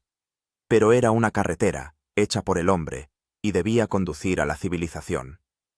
Casi corriendo, me lancé hacia ella, sintiendo una oleada de esperanza. Al llegar a la carretera, caí de rodillas, experimentando una mezcla de alivio y agotamiento. Ahora tenía que decidir en qué dirección ir. Según mis cálculos y las indicaciones de Timur, Nondelton debía estar al noreste. Saqué la brújula y determiné la dirección. La carretera iba aproximadamente en la dirección correcta, desviándose solo un poco. Decidí seguirla. Incluso si no conducía directamente a Nondelton, debía llevar a algún asentamiento o al menos a personas que pudieran ayudar. Caminar por la carretera era mucho más fácil que por el bosque. A pesar del barro y los charcos, la superficie era relativamente plana y podía mantener un ritmo más rápido. Caminé hasta bien entrada la tarde, parando solo para breves descansos. Cuando empezó a oscurecer, decidí pasar la noche cerca de la carretera. Encontré un lugar relativamente seco bajo un gran abeto y construí un refugio sencillo. Esa noche no encendí una fogata. Estaba demasiado cansado y no había materiales secos cerca. Simplemente me envolví en la manta térmica y me apoyé contra el tronco del árbol. El sueño llegó rápidamente, pero fue ligero e inquieto. Soñé con Yuna y Timur, esperándome en el campamento junto al lago. En mi sueño, Timur estaba muy enfermo y Yuna intentaba ayudarlo, pero sin éxito. Ambos miraban hacia el bosque, esperando mi regreso con ayuda. Me desperté incluso antes del amanecer, sintiendo ansiedad y urgencia. Recogiendo rápidamente mis escasas pertenencias, continué mi camino por la carretera. La mañana del 10º día era clara y relativamente cálida. El sol se elevaba sobre el horizonte, tiñendo el cielo de tonos rosados y dorados. En otra situación, sin duda habría tomado una foto de este magnífico paisaje. Caminaba a paso ligero, ignorando el dolor en los músculos y el vacío en el estómago. De vez en cuando encontraba plantas comestibles al borde del camino y las comía sobre la marcha, sin detenerme. Unas 2 horas después de haber empezado a caminar, oí un sonido que aceleró mi corazón. El lejano rugido de un motor. Alguien venía por la carretera. Me detuve y agucé el oído, tratando de determinar la dirección. El sonido se acercaba desde el lado opuesto al que yo me dirigía. Decidí quedarme quieto y esperar. Al poco rato apareció un vehículo en una curva de la carretera, una vieja camioneta pick-up cubierta de barro. Empecé a agitar los brazos para llamar la atención del conductor. La camioneta redujo la velocidad y se detuvo a mi lado. Al volante iba un hombre mayor, con barba blanca y rostro arrugado. Bajó la ventanilla y me miró con sorpresa. ¿Y tú de dónde has salido, muchacho? Nuestro avión se estrelló. Solté, apenas conteniendo la agitación. Hace 6 días. Cerca de un lago, a unos 40 kilómetros de aquí. 2 amigos míos siguen allí. Uno de ellos está herido. Necesitamos ayuda. El hombre frunció el ceño y luego asintió. Sube.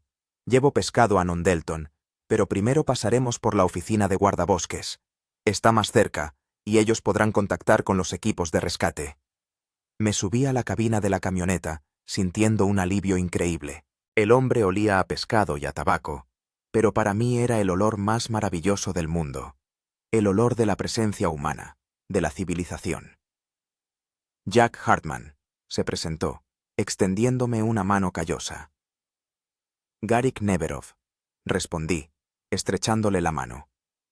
Gracias por detenerse. En Alaska no se ignora a la gente en apuros, dijo Jack, sencillamente. Es una tierra demasiado dura para eso. Mientras conducíamos, le conté sobre el accidente, la muerte de Marat, nuestros intentos de sobrevivir y el estado de Timur. ¿Timur Kadyshev? Repreguntó Jack. Lo conozco. Buen tipo, un guía experimentado.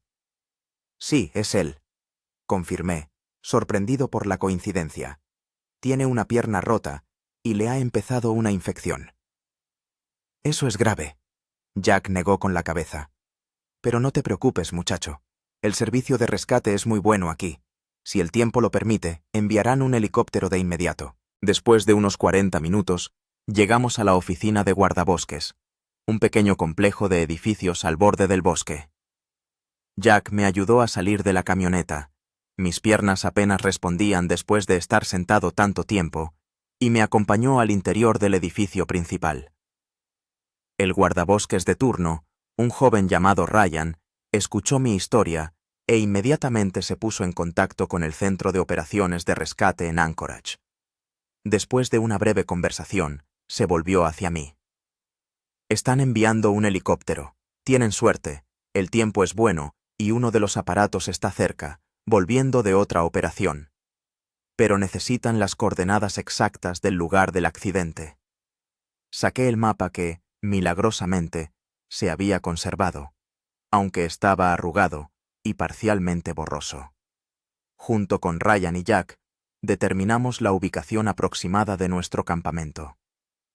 Debería estar aquí, señalé en el mapa, en la orilla norte del lago Clark. Bien, asintió Ryan, transmitiendo las coordenadas por radio. También están enviando un equipo médico a Nondelton. Los llevarán allí después de rescatar a sus amigos. Sentí que la tensión de los últimos días comenzaba a liberarme. La ayuda estaba en camino. Yuna y Timur serían rescatados. Necesitas comer algo y cambiarte de ropa, dijo Jack. Tengo ropa seca en la camioneta, y Ryan, estoy seguro, puede ofrecerte algo caliente. Ryan asintió y señaló una pequeña cocina en la esquina de la habitación. Hay sopa y café. Sírvete tú mismo, mientras yo sigo coordinando la operación de rescate. Jack me trajo una camisa de franela y unos pantalones vaqueros viejos, pero limpios. Me cambié en un pequeño baño, deshaciéndome con gratitud de mi ropa sucia y mojada. La sopa caliente y el café me parecieron un verdadero festín después de días de subsistencia a medias. Comí despacio, disfrutando de cada cucharada, de cada sorbo. Después de comer, el cansancio me invadió con renovada fuerza. Ryan se dio cuenta y me ofreció una pequeña sala de descanso donde podía acostarme. La operación de rescate tomará algunas horas, dijo. Será mejor que descanses. Te despertaré cuando haya noticias. Acepté su oferta con gratitud. La habitación era sencilla. Una camilla, una mesa, una silla, pero para mí parecía una lujosa suite en un hotel de 5 estrellas. Tumbado en la camilla, pensaba en Yuna y Timur. ¿Habrían aguantado estos días? ¿Habría empeorado el estado de Timur? ¿Habría sido capaz Yuna de mantener el fuego y encontrar comida? Los pensamientos se entrelazaban. La conciencia se nublaba. Lo último que recuerdo antes de caer en un sueño profundo es la voz de Ryan, hablando por radio.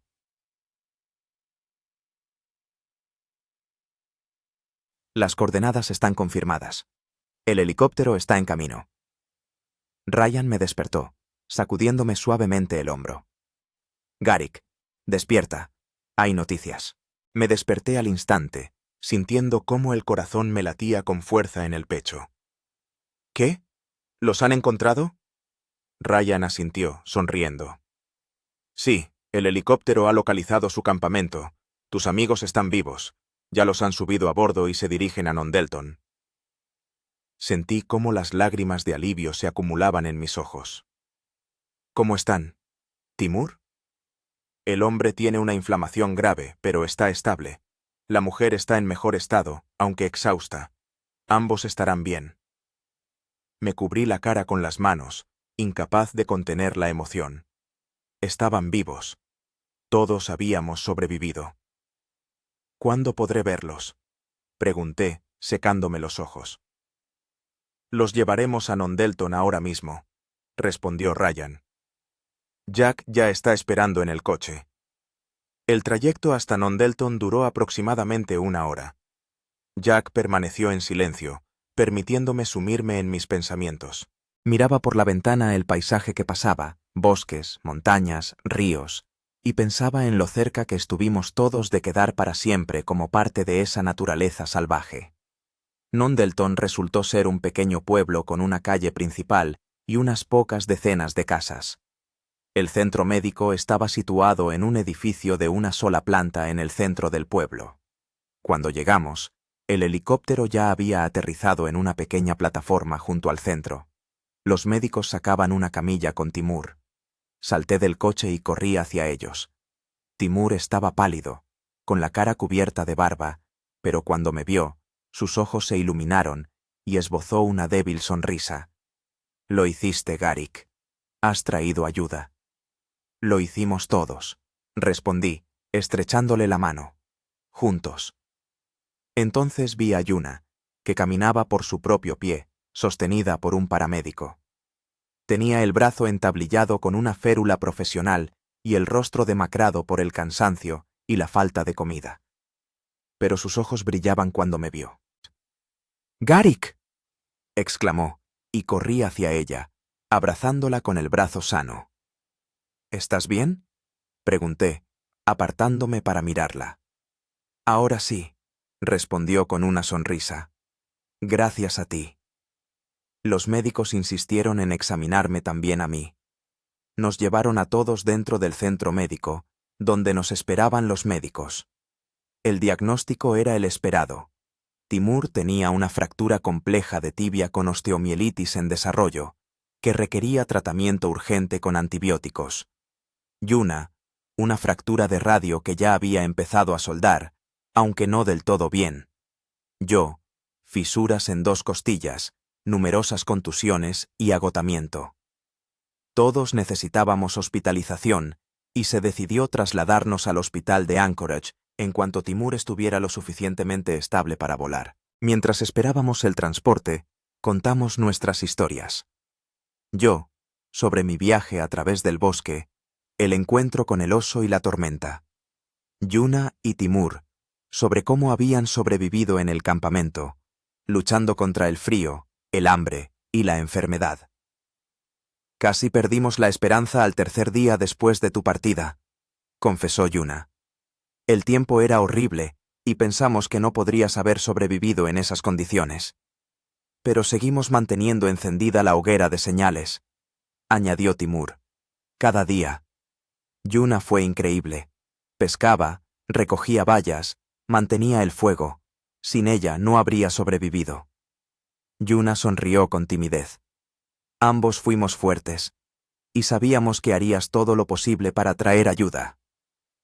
Esa noche, tumbado en la cama del hospital de Nondleton y esperando el traslado a Anchorage, pensé en nuestra experiencia, en lo cerca que habíamos estado de la muerte y en lo mucho que habíamos luchado por la vida, en Marat, que se había quedado allí, en la orilla del lago salvaje, bajo una sencilla cruz de ramas. Pensé en la fuerza del espíritu humano, en cómo en situaciones extremas se manifiestan nuestras verdaderas cualidades, en lo importante que es no rendirse, incluso cuando las probabilidades parecen mínimas. Y pensé en que, a pesar de toda nuestra tecnología y progreso, la naturaleza sigue siendo una fuerza poderosa, capaz en cualquier momento de recordarnos nuestra fragilidad y vulnerabilidad. Pero también en que juntos, apoyándonos mutuamente, podemos superar incluso las pruebas más duras. Con estos pensamientos cerré los ojos, sintiendo cómo el cansancio de los últimos 10 días finalmente hacía mella, y me sumí en un sueño profundo y reparador. El hospital de Anchorage nos recibió con luces brillantes y una limpieza aséptica, un contraste asombroso con la naturaleza salvaje que habíamos dejado atrás. Nos pusieron en la misma habitación a petición mía. Después de todo lo que habíamos pasado, era difícil imaginar que estuviéramos separados. Los primeros días transcurrieron en una neblina de procedimientos médicos, visitas de médicos y sueño profundo. Timur fue operado de la pierna, donde le colocaron clavos metálicos para que el hueso soldara correctamente. A Yuna tuvieron que volver a romperle y entablillarle el brazo, ya que había empezado a soldar mal. Mis costillas, afortunadamente, no requerían cirugía, solo tiempo y reposo. Al tercer día de nuestra estancia en el hospital, llegaron funcionarios del servicio de aviación para tomar declaración sobre el accidente. Contamos todo lo que recordábamos: el extraño sonido del motor, los intentos de Marat de salvar el avión, el impacto contra el agua. Recuperaremos los restos y realizaremos una investigación, dijo uno de los inspectores. Pero, según sus descripciones, la causa probable fue un fallo técnico del motor. Ese mismo día nos visitaron representantes de los medios de comunicación locales. La historia de los supervivientes de un accidente de hidroavión que habían pasado 10 días en la naturaleza salvaje de Alaska había despertado un gran interés. Los periodistas hicieron muchas preguntas sobre nuestras emociones, sobre los métodos de supervivencia, sobre lo que nos ayudó a no rendirnos. Respondimos con honestidad, sin adornar ni dramatizar. La realidad, por sí sola, ya era bastante dramática. Pero el momento más duro fue la visita de la familia de Marat. Su esposa, Aigul, una mujer silenciosa de profundos ojos tristes, vino con sus 2 hijos, Damir, de 13 años, y Alsu, de 8. Queríamos darles las gracias, dijo Aigul, conteniendo las lágrimas, por haberlo enterrado con respeto, por haber luchado por su vida, como él lo habría hecho. No supe qué responder. Las palabras me parecieron inadecuadas, insuficientes. En lugar de eso, simplemente tomé su mano entre las mías y asentí, esperando que comprendiera todo lo que no podía expresar con palabras. A papá le encantaba volar, dijo Damir en voz baja, mirándome con sus serios ojos, tan parecidos a los de Marat. Siempre decía que el cielo era su verdadero hogar. Era un piloto excelente, respondí. Y una persona maravillosa. Hizo todo lo posible para salvarnos. Alsu, la más pequeña, simplemente se quedó de pie junto a su madre, agarrándose fuertemente a su mano y observándonos en silencio con sus grandes ojos humedecidos. Antes de irse, Aigul me entregó una pequeña caja de madera. A Marat le gustaría que usted la tuviera. Es su brújula. Siempre decía que una buena brújula es más importante que todos los sistemas de navegación modernos. Recibí la caja con reverencia, sintiendo el peso no solo del objeto físico, sino también de la responsabilidad que simbolizaba. Después de que la familia de Marat se fue, reinó el silencio en la sala. Cada uno de nosotros se sumió en sus propios pensamientos, reviviendo los acontecimientos de esos días y dándose cuenta de lo frágil que puede ser la línea que separa la vida de la muerte. Poco a poco empezamos a recuperarnos. Las heridas físicas sanaron más rápido que las emocionales, pero tanto unas como otras requerían tiempo y paciencia. Timur, a pesar de la gravedad de su lesión, se recuperaba a una velocidad asombrosa. Los médicos lo llamaban fenómeno y paciente ejemplar. Su experiencia en la supervivencia en condiciones extremas y su resistencia natural desempeñaron un papel clave en su recuperación. «Volveré a los senderos», dijo una vez, mientras estábamos sentados en el jardín del hospital, disfrutando de un raro día soleado. «Tal vez no esta temporada, pero volveré. Alaska es mi hogar, y no voy a permitir que un desgraciado accidente cambie eso». Yuna estaba más pensativa. Su recuperación física iba bien, pero emocionalmente parecía más afectada por lo sucedido. «Siempre me he considerado una persona de ciudad», me confesó una noche, cuando nos quedamos solos en la sala. Se habían llevado a Timur para otro procedimiento. Pero allí, en el lago, sentí una extraña conexión con la naturaleza. Como si recordara algo que siempre supe, pero que había olvidado en el ajetreo de la vida urbana. «Las situaciones extremas nos cambian», respondí. «Desprenden todas las máscaras y convenciones, dejando solo lo más básico, lo más verdadero». Asintió, mirando por la ventana el paisaje urbano de Anchorage. «No estoy segura de poder volver a mi vida anterior. No del todo, al menos». Entendí lo que quería decir. Yo también sentía cambios en mí. Una comprensión más profunda del valor de la vida, una conciencia más aguda de la fragilidad de la existencia humana, una conexión más fuerte con la naturaleza, incluso con sus aspectos peligrosos. 2 semanas después de nuestro rescate se organizó una expedición para recuperar el cuerpo de Marat y llevar a cabo un entierro oficial. Insistí en estar presente, a pesar de las objeciones de los médicos. «Debo estar allí», le dije a mi médico tratante. «Es importante para mí». Después de algunas vacilaciones, accedió, con la condición de que estuviera bajo la supervisión del personal médico y no participara físicamente en el proceso. Yuna y Timur no pudieron unirse. Sus lesiones eran demasiado graves para un viaje así. Pero apoyaron mi decisión y me transmitieron sus propias palabras de despedida, que prometí pronunciar en la ceremonia. Regresar al lago fue una experiencia surrealista. Esta vez volaba en un helicóptero de rescate, en compañía de profesionales, con todo el equipo necesario. La vista desde arriba del lugar de nuestro accidente provocó sentimientos encontrados. Dolor por los recuerdos, pero también asombro por lo hermoso que era el lugar visto desde una altura segura. Nuestro campamento seguía allí, el refugio destrozado, los restos de la fogata, las huellas de nuestra estancia de 10 días. Los rescatistas trabajaron con eficacia y respeto, recuperando el cuerpo de Marat de la tumba improvisada. La ceremonia fue sencilla, pero digna. La familia de Marat estaba presente. Aigul, estoica en su dolor. Damir, tratando de ser fuerte por su madre y su hermana. La pequeña Alsu, sosteniendo una fotografía de su padre. Pronuncié las palabras que Yuna, Timur y yo habíamos preparado juntos. Marat Salihov no era solo un piloto, era un guía, un protector, un amigo. En los últimos momentos de su vida no pensó en sí mismo, sino en sus pasajeros, en nosotros. Luchó hasta el final, utilizando todas sus habilidades y experiencia para minimizar las consecuencias del inevitable accidente.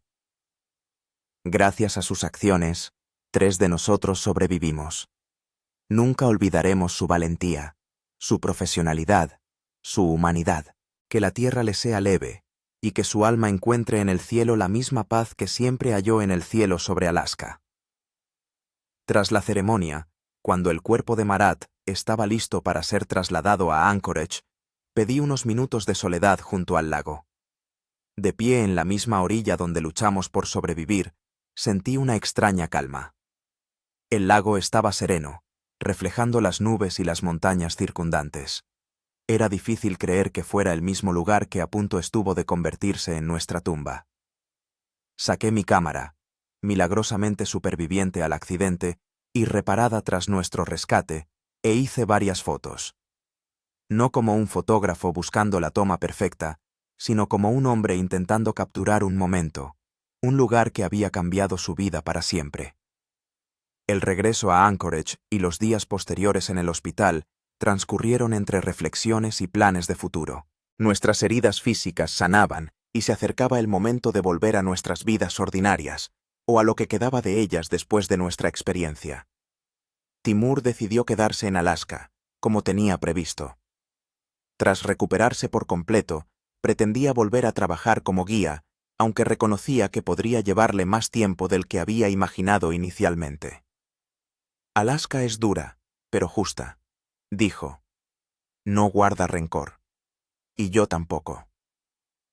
Yuna recibió una oferta de un centro medioambiental en Anchorage, una oportunidad para continuar sus investigaciones, pero en un nuevo contexto, con una nueva comprensión, enriquecida por su experiencia personal. Creo que la aceptaré, dijo cuando comentábamos nuestros planes. Será un nuevo comienzo, pero manteniendo la conexión con lo que pasó. En cuanto a mí, decidí quedarme en Alaska temporalmente. Necesitaba terminar lo que habíamos empezado, el proyecto fotográfico sobre la migración del caribú. Pero ahora también tenía otro objetivo: crear una historia fotográfica sobre nuestra experiencia de supervivencia, sobre la belleza y el peligro de la vida salvaje, sobre la fragilidad de la vida humana y la fuerza del espíritu humano. En nuestra última noche juntos en el hospital, antes de que nos dieran el alta, estábamos sentados en la sala común, contemplando la puesta de sol sobre Anchorage. Timur, apoyado en muletas, Yuna, con un brazo aún en una férula ligera, y yo, con las costillas cicatrizando y una nueva perspectiva de la vida. ¿Qué os lleváis de todo esto?, preguntó Timur, rompiendo el silencio confortable. ¿Cuál es la principal lección? Yuna reflexionó un instante. Creo que para mí es la conciencia de que nunca controlamos completamente nuestra vida. Podemos planificar, prepararnos, tomar precauciones, pero al final, la vida es impredecible. Y lo único que realmente controlamos es nuestra reacción a lo que ocurre. Timur asintió. Bien dicho. Para mí ha sido un recordatorio de la importancia de la comunidad, de cómo las personas pueden apoyarse mutuamente en las circunstancias más difíciles. Éramos extraños antes de esta expedición, pero nos hemos convertido en algo más que simples amigos. Ambos me miraron, esperando mi respuesta. Para mí, empecé, buscando las palabras, ha sido sobre encontrar el equilibrio. Entre la lucha y la aceptación, entre el miedo y la valentía, entre la supervivencia individual y la responsabilidad colectiva. Y sobre que a veces hay que pasar por los momentos más oscuros para apreciar de verdad la luz. Nos quedamos en silencio, cada uno absorto en sus pensamientos, unidos por una experiencia común que nos había cambiado para siempre. Al día siguiente nos separamos, cada uno por su camino, pero con la promesa de mantenernos en contacto, vernos cuando fuera posible y no olvidar nunca lo que habíamos vivido juntos. Antes de irme, visité la tumba de Marat en el cementerio local. Era un monumento sencillo pero elegante con la imagen de un avión sobrevolando las montañas de Alaska. La inscripción decía: Marat Salikov, 1975-2023. Piloto, esposo, padre. Encontró la libertad en el cielo. Dejé una pequeña piedra que había traído de la orilla del lago junto al monumento, un símbolo de la conexión entre el lugar de su último vuelo y el lugar de su eterno descanso. Gracias, dije en voz baja, por todo. Al girarme para marcharme, vi una figura de pie no muy lejos, Aigul, la viuda de Marat. Se acercó a mí y permanecimos en silencio uno al lado del otro, mirando el monumento. Le encantaba volar más que nada en el mundo, dijo finalmente. Aparte de nosotros, claro. Pero el cielo era su pasión. Era un excelente piloto, respondí. Hizo todo lo que pudo. Asintió, mirando las montañas a lo lejos. Lo sé. Y estoy agradecida de que sobrevivieras para contar su historia. Para que mis hijos sepan que su padre murió como un héroe. Intercambiamos contactos y le prometí enviarle copias de las fotos que había hecho durante nuestra expedición, las últimas imágenes de Marat haciendo lo que más le gustaba. Al salir del cementerio, sentí una extraña mezcla de tristeza y paz. El cierre de un capítulo y el comienzo de otro. En el aeropuerto, esperando el vuelo a un pequeño pueblo en el norte de Alaska, desde donde planeaba comenzar mi nuevo proyecto fotográfico, saqué la brújula de Marat de una caja de madera. Era antigua, pero estaba perfectamente conservada, con las iniciales MS grabadas en la tapa. Lo abrí y observé cómo la aguja giraba lentamente, encontrando el norte. Aquel sencillo instrumento, que durante siglos había ayudado a la gente a orientarse, ahora cobraba un nuevo significado para mí. En un mundo repleto de navegadores GPS, teléfonos satelitales y tecnologías modernas, esta brújula me recordaba verdades fundamentales: la importancia de saber hacia dónde uno va, el valor de las herramientas sencillas, la sabiduría de quienes nos precedieron. Cerré la brújula y la volví a guardar cuidadosamente en su estuche. Luego saqué mi cámara y tomé una foto a través de la ventana de la terminal.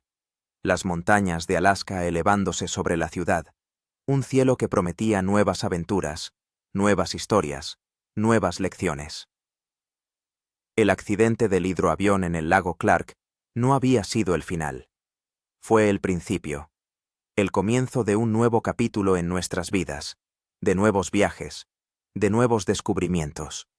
Y, como demostró nuestra supervivencia, mientras hay vida, hay esperanza, hay oportunidad de encontrar el camino a casa, incluso cuando todas las probabilidades parecen estar en contra. Con este pensamiento en mente, me levanté al anunciar el embarque de mi vuelo, listo para continuar un viaje que había comenzado con una tragedia, pero que había desembocado en una transformación. Listo para explorar no solo la naturaleza salvaje de Alaska, sino también las profundidades del espíritu humano, capaz de superar las pruebas más duras. Y en algún lugar de allí, a orillas de un lago salvaje, rodeado de montañas y bosques, quedó una huella de nuestra presencia. Un pequeño campamento, una simple cruz, una historia de supervivencia que ahora formaba parte de la historia infinita del hombre y la naturaleza, del eterno baile entre la fragilidad y la resistencia, entre el miedo y la valentía, entre la vida y la muerte.